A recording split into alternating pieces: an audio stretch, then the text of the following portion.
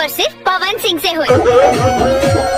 वैसे कमेंट्स पे ध्यान ही नहीं देती हूँ, लेकिन जितने लोग ऐसे अभद्र बातें कहते हैं या कुछ भी कह जाते हैं, मेरे यहाँ तो लगता है नहीं, वो मैं ना यहाँ लगाती हूँ ना यहाँ लगाती हूँ, कोई फायदा नहीं होगा बेटा।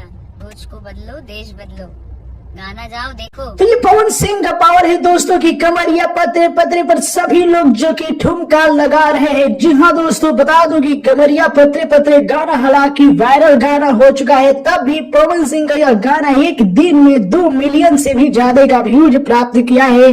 कमरिया पतरे पतरे, जी हाँ दोस्तों, बता दूं कि अभी 2 दिन हो गया और 3 मिलियन से ज्यादा का व्यूज दिखा रहा है। जी हाँ दोस्तों, आप सबको मैं बताते चलूं कि इस गाने के टाइटल सेम टाइटल पर जो कि अक्षरा सिंह भी गाना गाई है, उनका भी फुल वीडियो आया और एक दिन में जो कि 1 मिलियन के करीब व्यूज होने वाला है। तो इस पर जो उनके चाहने वाले हैं खूब उड़ रहे हैं। देखिए रिकॉर्ड बन गया, हो गया। देखिए 1 मिलियन कोई बड़ा रिकॉर्ड नहीं है। पवन सिंह के 3 घंटा में 1 मिलियन व्यूज प्राप्त कर लिया था गाना।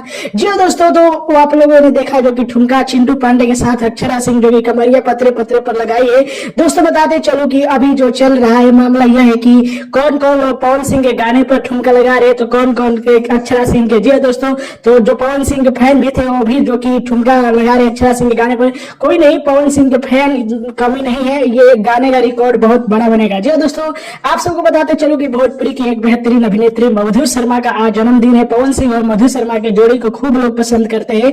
अक्षरा सिंह और पवन सिंह की जोड़ी को भी लोग पसंद करते हैं। तो आप लोग मधु शर्मा के उनके जन्मदिन पर बधाई दे सकते हैं। आप लोगों को अक्षरा सिंह और चिंटू पांडे के कमरिया पतरे पतरे पर ठुमका कैसा लगा कमेंट में बताइए। वीडियो को लाइक कीजिए, शेयर कीजिए।